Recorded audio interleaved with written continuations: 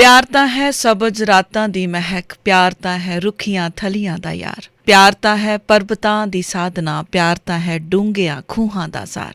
ਸਤਿ ਸ਼੍ਰੀ ਅਕਾਲ ਜੀ, ਜੁੜ ਬੈਠੇ ਹੋ ਪੰਜਾਬੀ ਰੇਡੀਓ USA ਦੇ ਨਾਲ। ਤੇ ਬੜੀ ਖੂਬਸੂਰਤ ਹਸਤੀ, ਮਹਾਨ ਸ਼ਖਸੀਅਤ, ਅਕਸਰ ਜਿਨ੍ਹਾਂ ਦਾ ਨਾਮ ਲੈਂਦੇ ਆਈ ਮੇਰੇ ਹਿਸਾਬ ਦੇ ਨਾਲ ਮੂੰਹ ਦੇ ਵਿੱਚ ਮਿਸ਼ਰੀ ਘੁਲ ਜਾਂਦੀ ਆ।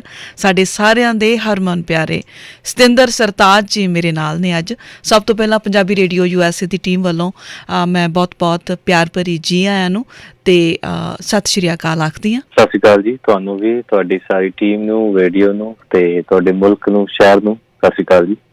ਸਤਿ ਸ਼੍ਰੀ ਅਕਾਲ ਜੀ। ਸਤਿੰਦਰ ਜੀ, ਤੁਹਾਡਾ ਹਰ ਇੱਕ ਰੰਗ ਬੜਾ ਖੂਬਸੂਰਤ ਰੰਗ ਹੁੰਦਾ, ਭਾਵੇਂ ਉਹ ਲਿਖਣ ਦੇ ਵਿੱਚ ਮੈਂ ਲੈ ਲਵਾਂ, ਗਾਉਣ ਦੇ ਵਿੱਚ ਲੈ ਲਵਾਂ, ਤੁਹਾਡੀ ਅਦਾਕਾਰੀ ਲੈ ਲਵਾਂ, ਹਰ ਇੱਕ ਸ਼ਬਦ ਆ ਜਿਹੜਾ ਉਹ ਹਰ ਇੱਕ ਦੀ ਰੂਹ ਦੇ ਨਾਲ ਇੱਕ ਮਿਕ ਹੋਣ ਵਾਲਾ ਹੁੰਦਾ ਹੈ। ਅਤੇ ਰੀਸੈਂਟ ਹੁਣੇ ਹੀ ਕੁਛ ਦਿਨ ਪਹਿਲਾਂ ਹੀ ਤੁਸੀਂ ਜ਼ਫਰਨਾਮਾ ਪੇਸ਼ ਕੀਤਾ ਹੈ ਸਾਡੇ ਸਾਰਿਆਂ ਸਾਹਮਣੇ। ਅਕਸਰ ਪੜ੍ਹਦੇ ਹੁੰਦੇ ਸੀਗੇ ਕਿਤਾਬਾਂ ਦੇ ਰੂਪ ਵਿੱਚ, ਪਰ ਇੰਨੀ ਸੋਹਣੀ ਤਰੀਕੇ ਦੇ ਨਾਲ, ਕਿਉਂਕਿ ਹਰ ਇੱਕ ਭਾਸ਼ਾ ਦਾ ਇੱਕ ਐਕਸੈਂਟ ਬੋਲਣ ਦਾ ਇੱਕ ਤਰੀਕਾ ਹੁੰਦਾ ਹੈ, ਸੋ ਇੰਨੇ ਸੋਹਣੇ ਲਹਿਜ਼ੇ ਦੇ ਨਾਲ ਤੁਸੀਂ ਇਹਨੂੰ ਪੇਸ਼ ਕੀਤਾ, ਇੰਨੀ ਸੋਹਣੀ ਤਰੰਨਮ ਦੇ ਵਿੱਚ ਪੇਸ਼ ਕੀਤਾ। ਇਹ ਕਨਸੈਪਟ ਦਿਮਾਗ ਦੇ ਵਿੱਚ ਕਦੋਂ ਦਾ ਚੱਲ ਰਿਹਾ? ਕਿਉਂਕਿ ਮੈਨੂੰ ਨਹੀਂ ਲੱਗਦਾ ਇਹ ਨਵਾਂ ਹੋਊਗਾ। ਇਹਦੇ ਬਾਰੇ ਜ਼ਰੂਰ ਦੱਸੋ। ਬਹੁਤ ਜ਼ਿਆਦਾ ਨਵਾਂ ਆ, ਮਤਲਬ ਅਸੀਂ 13 ਅਪ੍ਰੈਲ ਨੂੰ ਵਿਸਾਖੀ ਤੇ ਰਿਲੀਜ਼ ਕੀਤਾ ਸੀ, ਤੇ ਉਸ ਤੋਂ ਤਕਰੀਬਨ ਲਾ ਲਓ ਕਿ ਇੱਕ ਹਫ਼ਤਾ ਜਾਂ 1-2 ਦਿਨ ਉੱਪਰ, ਮਤਲਬ ਮੈਕਸਿਮਮ 10 days ਬਿਫੋਰ ਇਹਦੀ ਥਾਟ ਆਇਆ ਹੋਣਾ ਟੂ ਰਿਕਾਰਡ ਇਟ। ਤੇ ਸੋ ਇਮੀਡੀਏਟਲੀ ਮੈਂ ਡਿਸਾਈਡ ਕੀਤਾ, ਕਿਉਂਕਿ ਪਰਟੀਕੁਲਰਲੀ ਇੱਥੇ ਤੁਹਾਡੇ ਕੋਲ ਅਸਿਸਟੈਂਸ ਨਹੀਂ ਆ ਦੀਸ ਡੇਜ਼, ਤੇ ਮੈਂ ਹੁਣ ਵੀ ਜਿੱਥੇ ਇਸ ਵੇਲੇ ਵੀ ਬੈਠਾ, ਇਹਦਾ ਨਾਮ ਹੈ ਨਜ਼ਮ ਗਾ ਜੀ। ਇਸੇ ਹੀ ਸਟੂਡੀਓ ਦੇ ਵਿੱਚ, ਜਾਂ ਇਹਨੂੰ, ਇਹ ਮੇਰੀ ਇੱਕ ਰਿਆਜ਼ਤ ਦੀ ਵੀ ਗਾਹ ਆ, ਇਬਾਦਤ ਦੀ ਵੀ ਗਾਹ ਆ। ਸੋ ਇੱਥੇ ਬੈਠ ਕੇ ਮੈਂ ਇਕੱਲੇ ਨਹੀਂ ਰਿਕਾਰਡ ਕੀਤਾ ਸੀਗਾ, ਇਵਨ ਵੀਕ ਅਗੋ। ਤੇ ਉਸ ਤੋਂ ਬਾਅਦ ਇਹਨੂੰ ਜ਼ਾਹਿਰ ਜੀ ਗੱਲ ਹੈ, ਤੁਸੀਂ ਫਿਰ ਮਿਊਜ਼ਿਕ ਲਈ ਭੇਜਦੇ ਹੋ, ਇੰਗਲੈਂਡ ਗਿਆ, ਉਸ ਤੋਂ ਬਾਅਦ ਉੱਥੋਂ ਬੰਬੇ ਮਿਕਸਿੰਗ ਮਾਸਟਰਿੰਗ ਲਈ ਆਇਆ, ਸਾਰਾ ਕੁਛ ਮਤਲਬ ਕਿ ਔਨਲਾਈਨ ਅਵੇਲੇਬਲ ਹੁੰਦਾ ਇੱਦਾਂ ਦੀਆਂ ਚੀਜ਼ਾਂ ਦੇ ਲਈ। ਬਟ ਸਮਹਾਉ ਜਿਹੜੀ ਇਹਦੀ ਡਬਿੰਗ ਹੈ ਖਾਸ ਤੌਰ ਤੇ ਇਹਦੀ ਵੋਕਲ ਦੀ, ਉਹ ਮੈਂ ਇਕੱਲਿਆਂ ਇੱਥੇ ਕੀਤੀ ਸੀ, ਤੇ ਬਹੁਤ ਹੁਣੇ ਲਿਮਿਟਡ ਪੀਰੀਅਡ 'ਚ ਕੀਤੀ ਹੈ 7 or 10 days ਦੇ ਵਿੱਚ। ਜੀ ਸਤਿੰਦਰ ਜੀ, ਹਰ ਇੱਕ ਵੰਨਗੀ ਜਿਹੜੀ ਇੱਕ ਕਲਾਕਾਰ ਪੇਸ਼ ਕਰਦਾ, ਉਹਦੇ ਨਾਲ ਨਾ ਉਹਦੀ ਇੱਕ ਸਾਂਝ ਜੁੜ ਜਾਂਦੀ ਆ, ਕਿਤੇ ਨਾ ਕਿਤੇ ਕਿਹੋ ਜਿਹਾ ਤਜਰਬਾ ਜਿਹੜਾ ਜੀਵਨ ਦੇ ਨਾਲ ਜੁੜਿਆ ਹੁੰਦਾ। ਸੋ ਕੁਛ ਦਿਨ ਪਹਿਲਾਂ ਤੁਸੀਂ ਜਿਵੇਂ ਦੱਸਿਆ ਕਿ ਰਿਕਾਰਡ ਹੋਇਆ ਅਤੇ ਤਿਆਰ ਹੋ ਕੇ ਸਾਡੇ ਸਾਰਿਆਂ ਦੇ ਸਾਹਮਣੇ ਤੁਸੀਂ ਪੇਸ਼ ਕੀਤਾ, ਉਹਦੇ ਲਈ ਮੈਂ ਧੰਨਵਾਦ ਵੀ ਕਰਦੀ ਹਾਂ, ਵਧਾਈ ਵੀ ਪੇਸ਼ ਕਰਦੀ ਹਾਂ। ਸੋ ਕੋਈ ਖਾਸ ਇੱਕ ਸਕੂਨ ਜਾਂ ਇੱਕ ਖਾਸ ਕੋਈ ਅਹਿਸਾਸ ਜੁੜਿਆ ਹੋਵੇ ਇਸ ਵੰਨਗੀ ਨਾਲ, ਜ਼ਰੂਰ ਦੱਸੋ। ਪਹਿਲੀ ਗੱਲ ਤਾਂ ਦੇਖੋ, ਜਿਹੜੀ ਜ਼ੁਬਾਨ ਫਾਰਸੀ ਆ ਉਹ ਮੇਰੀ ਬਹੁਤ ਦਿਲ ਅਜ਼ੀਜ਼ ਹੈ, ਕਿਉਂਕਿ ਮੇਰੀ ਜਿਹੜੀ ਡਾਕਟਰੇਟ ਹੈ PhD ਸੂਫੀ ਮਿਊਜ਼ਿਕ ਸੀਗਾ, ਤੇ ਸੂਫੀ ਮਿਊਜ਼ਿਕ ਦਾ ਬਹੁਤ ਨਜ਼ਦੀਕ ਦਾ ਤਾਲੁਕ ਹੈ ਇਸ ਜ਼ੁਬਾਨ ਦੇ ਨਾਲ, ਬਿਕੋਜ਼ ਮਿਡਲ ਈਸਟਰਨ ਦਾ ਜਿੰਨਾ ਵੀ ਤਸਵੁਫ ਦਾ ਕੰਮ ਹੈ ਸਾਰਾ ਇਸ ਜ਼ੁਬਾਨ 'ਚ ਹੋਇਆ। ਮੌਲਾਨਾ ਰੂਮੀ ਉਹਦੀ ਬਹੁਤ ਵੱਡੀ ਐਗਜ਼ਾਮਪਲ ਨੇ, ਸਾਦੀ ਸ਼ਿਰਾਜ਼ੀ, ਹਾਫਿਜ਼, ਇਹ ਸਾਰੇ ਵੱਡੇ ਸ਼ਾਇਰ, ਫਿਰਦੌਸੀ, ਹਨਾ, ਉਹਨਾਂ ਨਾਲ ਮੇਰਾ ਰਾਬਤਾ ਰਿਹਾ। ਬਿਕੋਜ਼ ਡਿਊਰਿੰਗ ਡਾਕਟਰੇਟ ਮੈਂ ਇਹਦੀ ਸਟੱਡੀ ਕੀਤੀ ਸੀ, ਸਰਟੀਫਿਕੇਟ ਕੋਰਸ ਡਿਪਲੋਮਾ ਕੀਤਾ, ਔਰ ਮੇਰਾ ਗੋਲਡ ਮੈਡਲ ਸੀ ਉਹਦੇ ਵਿੱਚ। ਸੋ ਉਦੋਂ ਤੋਂ ਇੱਕ ਸਾਂਝ ਤੇ ਜ਼ਾਹਿਰ ਜੀ ਗੱਲ ਸੀਗੀ। ਜਦੋਂ ਅਸੀਂ ਦਸਤਾਰ ਗੀਤ ਰਿਲੀਜ਼ ਕੀਤਾ, ਉਹਦੇ ਮੋਹਰੇ ਇੱਕ ਸ਼ੇਰ ਸੀ, ਦਸਤੂਰ ਦਸਤਾਰ ਦੌਦ ਹੈ ਅਮੀਰੀ, ਬਖਸ਼ਿਸ਼ ਮਾਓ ਹਮ ਦਸਤਗੀਰੀ, ਅਲਮ ਬਰਦਾਰੀ ਕਾਰ ਇੱਜ਼ਤ ਵੀ ਆਓ ਬਸਰ ਤਾਜਦਾਰੀ ਸਰਫੀਰੀ। ਜ਼ਫਰਨਾਮਾ ਸਮਹਾਉ ਜਿੱਦਾਂ ਤੁਸੀਂ ਕਹਿੰਦੇ ਕਿ ਅਸੀਂ ਉਹਦੇ ਬਾਰੇ ਸੁਣਦੇ ਜ਼ਰੂਰ ਸੀਗੇ, ਜਾਂ ਇੱਕ ਉਹਦਾ ਸ਼ੇਰ ਜਿਹੜਾ ਚੁਕਾਰ ਜ਼ਮਾ ਹੀਲ ਤੇ ਦਰਗੁਜ਼ਸ਼ਤ ਹਲਾਲ ਅਸਤ ਬੁਰਦਨ ਬਸ਼ਮ ਸ਼ੇਰ ਦਸਤ, ਜਿਹੜਾ ਸੀਗਾ ਉਹ ਸਾਰਿਆਂ ਨੇ ਤਸਵੀਰਾਂ ਥੱਲੇ ਵੇਖਿਆ ਸੀ, ਪਰ ਮੁਕੰਮਲ ਤੌਰ ਤੇ ਜਿਹੜੀ ਉਹਨਾਂ ਦੀ ਦਾਸਤਾਨ ਹੈ ਜਾਂ ਜਿਹੜੀ ਹਮਦ ਹੈ ਉਹ ਕਦੀ ਰਿਕਾਰਡ ਨਹੀਂ ਸੀ ਹੋਈ। ਕਿਤਾਬਾਂ ਤੱਕ ਜ਼ਰੂਰ ਉਹ ਮੁਹੱਈਆ ਹੋ ਚੁੱਕੀ ਸੀਗੀ, ਬਹੁਤ ਸਾਰੇ ਉਹਦੇ ਡਰਾਫਟ ਬਣ ਚੁੱਕੇ ਸੀ, ਅੱਜ ਤੱਕ ਟਰਾਂਸਲੇਸ਼ਨਸ ਵੀ ਹੋਈਆਂ, ਸਾਰਾ ਕੁਛ ਹੋਇਆ। ਬਟ ਰਿਕਾਰਡਿੰਗ ਦੇ ਲਈ ਮਿਊਜ਼ੀਕਲੀ ਸਪੈਸ਼ਲੀ ਰਿਕਾਰਡ ਹੋ ਕੇ ਪ੍ਰੀਜ਼ਰਵ ਹੋ ਜਾਣਾ, ਉਹ ਹਿਸਟਰੀ ਦੇ ਵਿੱਚ ਪਹਿਲੀ ਵਾਰੀ ਹੋਇਆ, ਔਰ ਮੈਂ ਬਹੁਤ ਵਡਭਾਗੀ ਹਾਂ, ਖੁਸ਼ਕਿਸਮਤ ਸਮਝਦਾ ਕਿ ਇਹ ਕਾਰਜ ਸਾਡੇ ਹਿੱਸੇ ਆਇਆ। ਤੇ ਉਹੀ ਇੱਕ ਜਿਹੜਾ ਅਹਿਸਾਸ ਆ ਖਾਸ ਤੌਰ ਤੇ ਕਿ ਸਮਟਾਈਮਸ ਤੁਹਾਨੂੰ ਤੁਹਾਡੇ ਕਿਸਮਤ 'ਚ ਲਿਖੀ ਹੁੰਦੀਆਂ ਕੋਈ ਚੀਜ਼ਾਂ, ਸੋ ਇਸ ਦੇ ਨਾਲ ਤਮਾਮ ਦੁਨੀਆ ਤੋਂ ਸਾਨੂੰ ਇੰਨੀਆਂ ਜ਼ਿਆਦਾ ਦੁਆਵਾਂ, ਦਾਦ, ਐਪਰੀਸੀਏਸ਼ਨ, ਐਡਮੀਰੇਸ਼ਨ ਕਹਿ ਲਓ, ਜੋ ਵੀ ਤੁਸੀਂ ਉਹਦਾ ਨਾਮ ਦਿਓ, ਵਿਸ਼ਸ ਕਹਿ ਲਓ, ਇੰਨੀਆਂ ਜ਼ਿਆਦਾ ਆਈਆਂ, ਮੈਨੂੰ ਲੱਗਦਾ ਅੱਜ ਤੱਕ ਕਦੀ ਆਈਆਂ ਹੋਣੀਆਂ। ਸੋ ਉਹ ਅਹਿਸਾਸ ਇੱਕ ਤੇ ਬਹੁਤ ਕੀਮਤੀ ਸੀਗਾ। ਦੂਸਰਾ, ਇਕੱਲਿਆਂ ਇਹਨੂੰ ਰਿਕਾਰਡ ਕਰਨ ਦਾ ਅਹਿਸਾਸ ਬਹੁਤ ਕੀਮਤੀ ਸੀਗਾ। ਤੀਸਰਾ, ਜਦੋਂ ਤੁਸੀਂ ਉਹਦੀ ਬੈਕਗ੍ਰਾਉਂਡ ਦੇਖਦੇ ਆ ਨਾ, ਤਾਂ ਕਿਸੇ ਵੀ ਜਿਹੜੀ ਰਚਨਾ ਦੁਨੀਆ ਤੇ ਕ੍ਰੀਏਟੀਵਿਟੀ ਹੁੰਦੀ ਆ, ਉਹਦਾ ਇੱਕ ਸਬਕੌਂਸ਼ੀਅਸ ਜਾਂ ਅਨਕੌਂਸ਼ੀਅਸ ਜ਼ਰੂਰ ਹੁੰਦਾ, ਇੱਕ ਉਹਦੀ ਬੈਕਗ੍ਰਾਉਂਡ ਜ਼ਰੂਰ ਹੁੰਦੀ ਆ। ਸੋ ਗੁਰੂ ਪਾਤਸ਼ਾਹ ਜੀ ਦੀ ਜਦੋਂ ਤੁਸੀਂ ਇਹਦੀ ਬੈਕਗ੍ਰਾਉਂਡ ਦੇਖਦੇ ਹੋ, ਚਾਹੇ ਤੁਸੀਂ 19 ਦਸੰਬਰ 1704 ਤੋਂ ਸ਼ੁਰੂ ਹੋ ਜਾਓ, ਜਦੋਂ ਉਹਨਾਂ ਨੇ ਅਨੰਦਪੁਰ ਦਾ ਕਿਲ੍ਹਾ ਛੱਡਦੇ ਆ, ਉਸ ਤੋਂ ਬਾਅਦ ਦੀਆਂ ਸਾਰੀਆਂ ਸਿਚੁਏਸ਼ਨਸ ਦੀ ਇਹ ਵਜ੍ਹਾ ਬਣਦਾ ਇਹ ਜ਼ਫਰਨਾਮਾ। ਉਸ ਤੋਂ ਪਹਿਲਾਂ 4 ਚਿੱਠੀਆਂ ਦੀ ਕਨਵਰਸੇਸ਼ਨ ਹੈਗੀ ਆ ਓਬਵੀਅਸਲੀ, ਦਰਬਾਰ ਔਰੰਗਜ਼ੇਬ ਤੋਂ ਪਹਿਲੀ ਚਿੱਠੀ ਆਉਂਦੀ ਹੈ ਕਿ ਉਹ ਅਨੰਦਪੁਰ ਛੱਡਣ ਲਈ, ਫਿਰ ਦੂਸਰੀ ਇਹ ਗੁਰੂ ਸਾਹਿਬ ਉਹਨਾਂ ਨੂੰ ਖੱਤ ਲਿਖਦੇ ਨੇ ਵਾਪਸ 26 ਦਸੰਬਰ, ਜਿਹੜੀ ਭਾਈ ਦਇਆ ਸਿੰਘ ਹੁਣੀ ਲੈ ਕੇ ਜਾਂਦੇ ਨੇ ਦੱਖਣ 'ਚ। ਫਿਰ ਉਹਦਾ ਜਵਾਬ ਉਹ ਮਾਰਚ 1705 'ਚ ਲੈ ਕੇ ਆਉਂਦੇ। ਉਦੋਂ ਤੱਕ ਗੁਰੂ ਸਾਹਿਬ ਸਫ਼ਰ ਕਰਕੇ ਦੀਨੇ ਪਹੁੰਚ ਗਏ ਹੁੰਦੇ, ਜਿਹੜਾ ਕਿ ਹੁਣ ਡਿਸਟ੍ਰਿਕਟ ਮੋਗਾ ਦੇ ਵਿੱਚ ਪਿੰਡ ਆ। ਸੋ ਇਹ ਜਿਹੜੀ ਇਹ ਚੌਥੀ ਚਿੱਠੀ ਆ, ਜਿਹਦੇ 'ਚ ਉਹਨਾਂ ਨੇ ਇਹ ਸਾਰੀਆਂ ਚੀਜ਼ਾਂ ਦੀ ਮਤਲਬ ਤੁਸੀਂ ਕਹਿੰਦੇ ਆ ਕਿ ਹਕਾਇਤ ਦਾਸਤਾਨ ਤੇ ਹੋਂਦ ਕੀਤੀ ਹੈ। ਸੋ ਪਹਿਲੀ ਵਾਰੀ ਹੋਇਆ ਕਿ ਤੁਸੀਂ ਗੋ ਥਰੂ ਹੋਏ ਹੋ ਸਾਰੀਆਂ ਚੀਜ਼ਾਂ ਦੇ, ਤੁਸੀਂ ਬਹੁਤ ਪ੍ਰੋਫਾਊਂਡਲੀ ਉਹਨੂੰ ਮਹਿਸੂਸ ਕੀਤਾ, ਉਹਦੇ ਸਾਰੇ ਸਰਕਮਸਟੈਂਸਿਸ ਨੂੰ, ਤੇ ਉਹਦੇ ਨਾਲ ਇੱਕ ਜਜ਼ਬਾ ਜੁੜ ਜਾਂਦਾ। ਫਿਰ ਤੁਸੀਂ ਉਹਨੂੰ ਜਦੋਂ ਰਿਕਾਰਡ ਕਰਦੇ ਆ, ਜ਼ਾਹਿਰ ਜੀ ਗੱਲ ਆ, ਵੱਡੀ ਗੱਲ ਜਿਹੜੀ ਇਹ ਹੋਈ ਆ ਕਿ ਇਸ ਡਾਕੂਮੈਂਟੇਸ਼ਨ ਲਈ, ਬਿਕੋਜ਼ ਇਹ ਬਹੁਤ ਹੀ ਹਿਸਟੋਰਿਕ ਕੰਮ ਸੀਗਾ, ਜਿੰਨੀਆਂ ਵੀ ਮੇਰੇ ਕੋਲ ਅਵੇਲੇਬਲ ਸੀਗੀਆਂ ਹੁਣ ਤੱਕ ਦੀਆਂ ਡਰਾਫਟ ਜਿਹੜੇ ਜ਼ਫਰਨਾਮਾ ਸਾਹਿਬ ਦੇ, ਚਾਹੇ ਪਿਆਰਾ ਸਿੰਘ ਪਦਮ ਹੋਣਾ ਦੇ ਆ, ਚਾਹੇ ਨਰਿੰਦਰ ਸਿੰਘ ਨੂਰ ਹੋਣਾ ਦੇ ਆ, ਡਾਕਟਰ ਗੁਰਦੇਵ ਸਿੰਘ ਹੋਣਾ ਦੇ ਆ, ਜਾਂ ਆਨਲਾਈਨ ਡਿਜੀਟਲ ਮੀਡੀਆ ਤੋਂ, ਜਾਂ ਜਿੰਨੀਆਂ ਵੀ ਚੀਜ਼ਾਂ, ਇਸ ਦੇ ਨਾਲ ਸਾਡੇ ਕੋਲ ਇੱਕ ਪਰਸ਼ੀਅਨ ਸਕ੍ਰਿਪਟ ਦੇ ਵਿੱਚ ਵੀ ਇੱਕ ਜ਼ਫਰਨਾਮਾ ਸਾਨੂੰ ਅਵੇਲੇਬਲ ਹੋਇਆ, ਜਿਹੜਾ ਕਿ ਮੈਂ ਡਾਇਰੈਕਟਲੀ ਅੰਬੈਸੀ ਆਫ ਈਰਾਨ ਨੂੰ ਪਹੁੰਚਾਇਆ, ਕਿਉਂਕਿ ਇਹ ਉਹਨਾਂ ਦੀ ਮਾਦਰੀ ਜ਼ੁਬਾਨ ਹੈ, ਮਦਰ ਟੰਗ ਹੈ। ਸੋ ਉਹ ਉਹਨੂੰ ਜ਼ਿਆਦਾ ਬਰੀਕੀ ਨਾਲ ਸਮਝ ਸਕਦੇ ਆ। ਸੋ ਜਿੱਥੇ ਜਿੱਥੇ ਥੋੜ੍ਹੀ ਬਹੁਤ ਸਾਨੂੰ ਲੱਗਦਾ ਸੀਗਾ ਕਿ ਡਿਫਰੈਂਸ਼ੀਏਟ ਕਰ ਰਹੇ ਨੇ ਕਿਤੇ ਨਾ ਕਿਤੇ ਸ਼ੇਅਰ ਜਾਂ ਕੋਈ ਲਫ਼ਜ਼ ਹੈ ਨਾ, ਉੱਥੇ ਬਸ਼ਰਤੇ ਕਿ ਮੈਂ ਕਿਸੇ ਇੱਕ ਨੂੰ ਚੁਣਾ, ਮੈਂ ਸਾਰਿਆਂ ਨੂੰ ਬਰਾਬਰ ਰੱਖ ਕੇ ਪੰਜੋ ਦੇ ਪੰਜੇ ਡਾਕੂਮੈਂਟਸ ਫਿਰ ਉਹਨਾਂ ਦੇ ਨਾਲ ਮੈਚ ਕਰਵਾਇਆ ਪਰਸ਼ੀਅਨ ਲਿਟਰੇਚਰ ਦੇ ਐਕਸਪਰਟਿਜ਼ ਤੋਂ, ਕਿ ਉਹ ਇਹਨੂੰ ਕਿਸ ਤਰੀਕੇ ਨਾਲ ਦੇਖਦੇ, ਬਿਕੋਜ਼ ਉਹ ਨਾ ਤੇ ਸਿੱਖ ਨੇ ਨਾ ਹਿੰਦੁਸਤਾਨੀ ਨੇ, ਉਹਨਾਂ ਨੇ ਸਾਡੀ ਤਹਿਜ਼ੀਬ ਤੋਂ ਜਾਂ ਸਾਡੇ ਮਜ਼ਹਬ ਤੋਂ ਕੁਛ ਨਹੀਂ ਲੈਣਾ, ਉਹਨਾਂ ਨੇ ਸਿਰਫ ਇਹ ਦੱਸਣਾ ਕੀ ਲਿਖਿਆ ਹੋਇਆ, ਇਹਦੇ ਮਾਇਨੇ ਕੀ ਨੇ। ਸੋ ਉਹਦੇ ਨਾਲ ਕੀ ਹੋਇਆ, ਇੱਕ ਬਹੁਤ ਹੀ ਨਿਊਟਰਲ ਆਸਪੈਕਟ ਮਿਲ ਗਿਆ, ਬਹੁਤ ਹੀ ਕਲੈਰਿਟੀ। 5-6 ਘੰਟੇ ਉਹਨਾਂ ਦੇ ਨਾਲ ਕਨਵਰਸੇਸ਼ਨ ਕਰਦਾ ਸੀ, ਕਹਿੰਦਾ ਸੀਗਾ ਕਿ ਤੁਸੀਂ ਮੇਰਾ ਤਲੱਫਜ਼ ਦਰੁਸਤ ਕਰੋ, ਹੈ ਨਾ, ਸਮਹਾਓ, ਤੇ ਬਹੁਤ ਮੈਨੂੰ ਹੈਲਪ ਹੋਈ, ਤੇ ਇਹਦੀ ਐਪਰੀਸੀਏਸ਼ਨ ਵੀ ਬਹੁਤ ਮਿਲੀ ਆ, ਤਾਂ ਕਿ ਤਲੱਫਜ਼ ਦੀ ਦਰੁਸਤਗੀ ਬਹੁਤ ਲਾਜ਼ਮੀ ਹੁੰਦੀ ਹੈ, ਖਾਸ ਤੌਰ ਤੇ ਪਰਸ਼ੀਅਨ ਜ਼ੁਬਾਨ ਦੇ ਵਿੱਚ। ਜਿਵੇਂ ਤੁਸੀਂ ਜੇ ਬਖਸ਼ ਕਹਿਣਾ ਤੇ ਖ ਦੇ ਥੱਲੇ ਨੁਕਤਾ ਹੋਣਾ ਚਾਹੀਦਾ, ਜੇਕਰ ਕੌਲ ਕਹਿਣਾ ਤੇ ਕਾਫ ਨਾਲ ਹੋਣਾ ਚਾਹੀਦਾ, ਕ ਨਾਲ ਨਹੀਂ ਹੋਣਾ ਚਾਹੀਦਾ। ਬਾਕੀ ਬੜੀਆਂ ਚੀਜ਼ਾਂ ਸੀਗੀਆਂ ਜਿਹੜੀਆਂ ਕਿ ਅਸੀਂ ਆਪਣੇ ਵੱਲੋਂ ਜਿੰਨੀ ਵੀ ਇਜ਼ਾਫਤ ਹੋ ਸਕੀ ਕਰਨ ਦੀ ਕੋਸ਼ਿਸ਼ ਕੀਤੀ ਹੈ। ਜੀ ਸਤਿੰਦਰ ਜੀ, ਹਰ ਗੀਤ ਦੀ ਇੱਕ ਧੁਨ ਹੁੰਦੀ ਆ, ਤੇ ਤੁਸੀਂ ਜਿਹੜੀ ਧੁਨ ਦੇ ਵਿੱਚ ਜ਼ਫਰਨਾਮਾ ਨੂੰ ਗਾਇਆ ਏ, ਉਹ ਧੁਨ ਦਾ ਖਿਆਲ ਕਿਵੇਂ ਆਇਆ? ਕਿਉਂਕਿ ਮੇਰੇ ਹਿਸਾਬ ਨਾਲ ਸਿੰਗਿੰਗ ਦੀ ਥੋੜ੍ਹੀ ਬਹੁਤ ਨੌਲੇਜ ਹੋਣ ਦੇ ਕਰਕੇ ਮੈਂ ਤਾਂ ਪੁੱਛ ਰਹੀ ਹਾਂ, ਕਿਉਂਕਿ ਬੜਾ ਇੱਕ ਲੰਬੇ ਸਾਹ ਦਾ ਤੁਸੀਂ ਇਸਤੇਮਾਲ ਕੀਤਾ ਇਹਦੇ ਵਿੱਚ। ਅਕਸਰ ਤੁਹਾਡੀਆਂ ਵੈਸੇ ਧੁਨਾਂ ਵਿੱਚ ਵੀ ਤੁਸੀਂ ਕਾਫੀ ਲੰਬਾ ਗਾਉਂਦੇ ਹੋ, ਤੇ ਇਹਦੇ ਵਿੱਚ ਇੱਕ ਖਾਸੀਅਤ ਆ ਧੁਨ ਦੀ। ਸੋ ਗਾਉਣ ਲੱਗੇ ਥੋੜ੍ਹੀ ਜਿਹੀ ਪਰੇਸ਼ਾਨੀ ਜਾਂ ਕੋਈ ਖਾਸ ਰਿਆਜ਼ ਕੀਤਾ ਹੋਵੇ ਇਹਦੇ ਲਈ? ਨਹੀਂ, ਇਹ ਜਿੱਦਾਂ ਮਸਨਵੀ ਦੇ ਸਿਨਫ ਦੀ ਚੀਜ਼ ਹੈਗੀ ਹੈ, ਖਾਸ ਤੌਰ ਤੇ ਉਹ ਛੋਟੀ ਬੈਰ ਦੀ ਹੈ।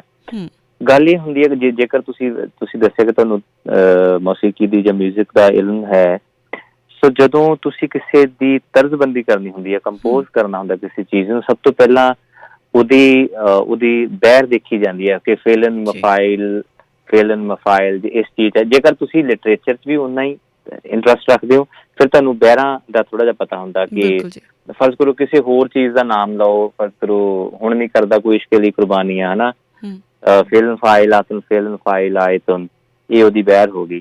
ਸੋ ਜਦੋਂ ਤੁਸੀਂ ਇੱਥੇ ਆਉਂਦੇ ਹੋ ਕਿ ਕਮਾਲੇ ਕਰਾਮਾਤ ਕਾਇਮ ਕਰੀਮ ਰਜ਼ਾ ਬਖਸ਼ੇ ਰਾਜ਼ਕ ਰਹਾਕੁਨ ਰਹੀਮ, ਮਫਾਇਲ ਮਫਾਇਲ ਮਫਾਇਲ ਮਫਾਇਲ, ਸੋ ਇਹ ਜਿਹੜੀਆਂ ਚੀਜ਼ਾਂ ਨੇ ਇਹ ਉਹਦੀ ਬਾਰੀਕ ਵੀ ਨਹੀਂ ਦੱਸਦੀਆਂ ਨੇ। ਜਦੋਂ ਤੁਹਾਨੂੰ ਇਹਦਾ ਪਤਾ ਲੱਗ ਜਾਏ, ਫਿਰ ਤੁਹਾਨੂੰ ਲੱਗਦਾ ਕਿ ਇਹ ਕਿਸ ਟੈਂਪੋ 'ਚ ਤੇ ਕਿਸ ਤਾਲ 'ਚ ਇਹਨੂੰ ਪਹਿਲਾਂ ਤਾਂ ਬੰਨਿਆ ਜਾ ਸਕਦਾ, ਬਿਲਕੁਲ ਫਿੱਟ ਹੋ ਸਕਦਾ। ਸਭ ਤੋਂ ਪਹਿਲਾਂ ਦੂਸਰੀ ਗੱਲ ਹੈ ਕਿ ਵੈਸੇ ਗੁਰੂ ਗ੍ਰੰਥ ਸਾਹਿਬ ਦੇ ਵਿੱਚ ਜਿੰਨੀ ਵੀ ਗੁਰਬਾਣੀ ਹੈ ਸਾਰੀ ਦੀ ਸਾਰੀ ਰਾਗ ਦਰਜ ਹੈ, ਬੜਹੰਸ ਮਹੱਲਾ ਪੰਜਵਾਂ, ਟੋਡੀ ਮਹੱਲਾ, ਪਰ ਇੱਥੇ ਉਹਨਾਂ ਨੇ ਰਾਗ ਦਰਜ ਨਹੀਂ ਕੀਤਾ। ਜ਼ਾਹਿਰ ਜੀ ਗੱਲ ਆ, ਉਹਨਾਂ ਨੇ ਇਹਨਾਂ ਨੂੰ ਖੁੱਲ੍ਹਾ ਛੱਡਿਆ।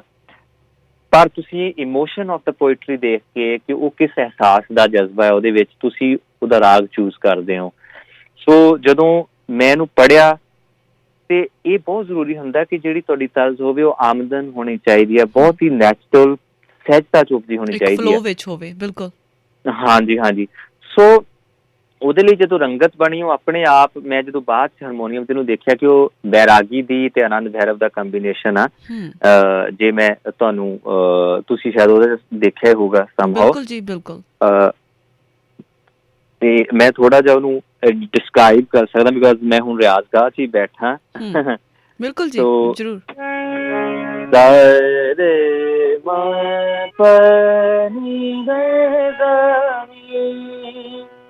ਇਹ ਬੈਰਾਗੀ ਹੋ ਗਿਆ। ਹੁਣ ਜਦੋਂ ਤੁਸੀਂ ਰਹਿਬਤ ਲਾਓਗੇ ਇਹਦੇ 'ਚ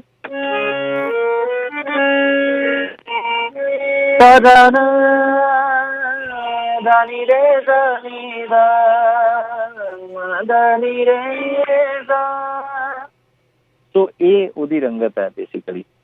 ਮਿਕਸ ਹੋ ਕੇ ਮਿਸ਼ਰਤ ਰਾਗ ਵਜੋਂ ਬਰਕਰਾਰ, ਹਾਂਜੀ, ਮਿਸ਼ਰਤ ਰਾਗ ਹੋ ਕੇ ਉਹਦੀ ਰੰਗਤ ਬਣ ਜਾਂਦੀ ਹੈ। ਫਿਰ ਉਦੋਂ ਮੈਂ ਜਿਹੜੀ ਉਹਦੀ ਬਹਿਰ ਆ ਉਹ ਦਾਦਰੇ ਦੇ ਨਜ਼ਦੀਕ, ਮਤਲਬ ਨਜ਼ਦੀਕ ਆ 6 ਮਾਤਰਾ ਦੇ ਵਿੱਚ ਉਹ ਜ਼ਿਆਦਾ ਬੈਟਰ ਤਰੀਕੇ ਦੇ ਨਾਲ ਪਰਫਾਰਮ ਹੋ ਸਕਦਾ, ਕਿਉਂਕਿ ਕਮਾਲੇ ਕਰਾਮਾਤ ਕਾਇਮ ਕਰੀਮ ਧਾ ਦਿੰਨਾ ਧਾ ਦਿੰਨਾ ਧਾ ਦਿੰਨਾ ਧਾ ਦਿੰਨਾ ਧਾ, ਸੋ ਉਹ ਚਾਲ ਉਹਦੀ ਉੱਥੇ ਬਣ ਜਾਂਦੀ ਹੈ।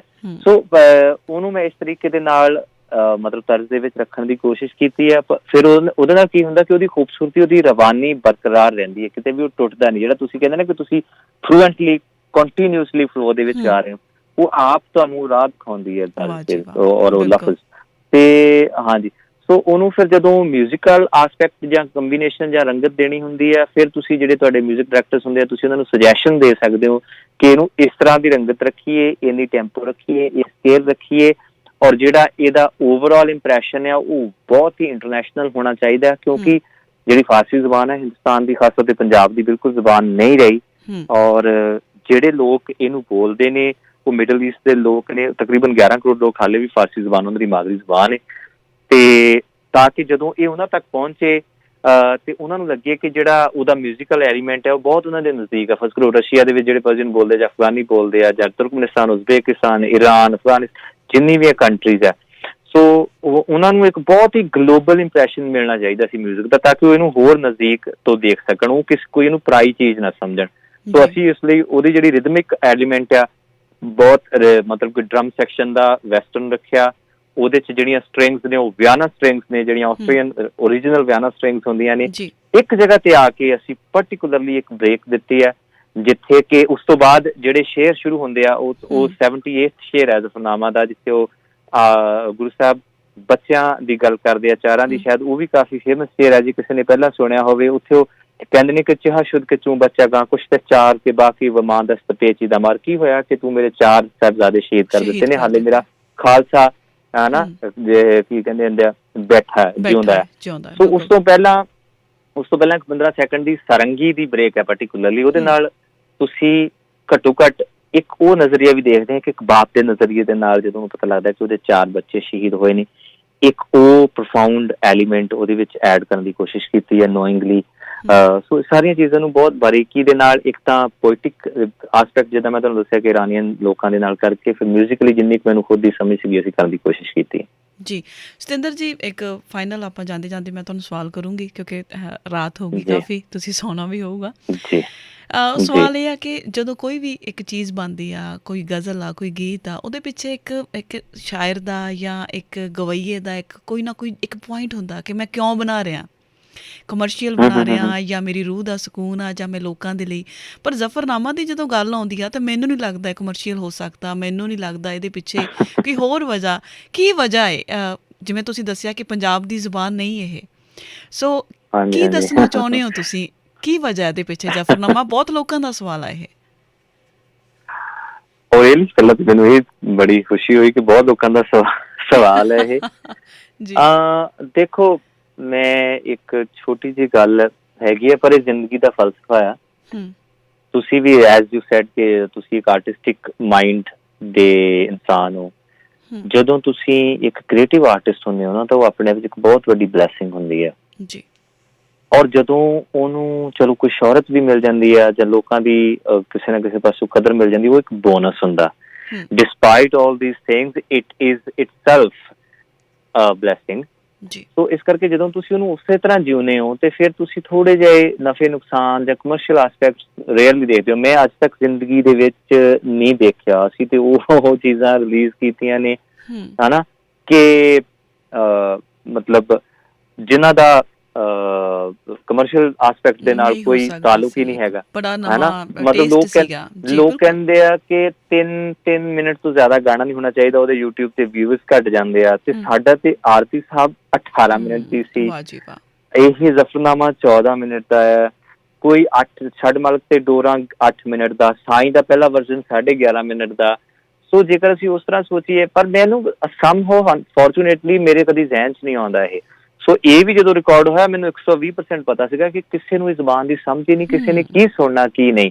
ਬਟ ਮੈਨੂੰ ਇੱਕ ਬਹੁਤ ਹੀ ਜ਼ਿੰਮੇਵਾਰੀ ਲੱਗੀ ਕਿ ਜੇਕਰ ਤੁਹਾਨੂੰ ਸਮਹਾਉ ਕੁਦਰਤ ਨੇ ਜਾਂ ਪਰਮਾਤਮਾ ਨੇ ਇਹ ਥੋੜਾ ਬਹੁਤ ਨਜ਼ਦੀਕ ਕੀਤਾ ਇਸ ਜ਼ੁਬਾਨ ਦੇ, ਔਰ ਇੱਕ ਬਹੁਤ ਹੀ ਪ੍ਰੋਫਾਊਂਡ ਲਿਟਰੇਚਰ ਹੈ ਸਾਡਾ ਜਿਹੜਾ ਕਿ ਗੁਰੂ ਸਾਹਿਬਾਂ ਦੁਆਰਾ ਰਚਿਆ ਗਿਆ, ਪਰ ਸਾਡੀ ਸਾਰੀ ਦੀ ਸਾਰੀ ਕੌਮ ਬੇਸ਼ੱਕ ਲਾ ਲਓ, ਆਲਮੋਸਟ ਖਾਸ ਤੌਰ ਤੇ ਯੰਗਸਟਰਸ ਜਿਹੜੇ ਮਿਲੇਨੀਅਨ ਕਿਡਸ ਨੇ, ਉਹਨਾਂ ਨੂੰ ਤੇ ਇਸ ਗੱਲ ਦੇ ਬਾਰੇ ਨਜ਼ਦੀਕੀ ਵੀ ਨਹੀਂ ਹੈਗੀ।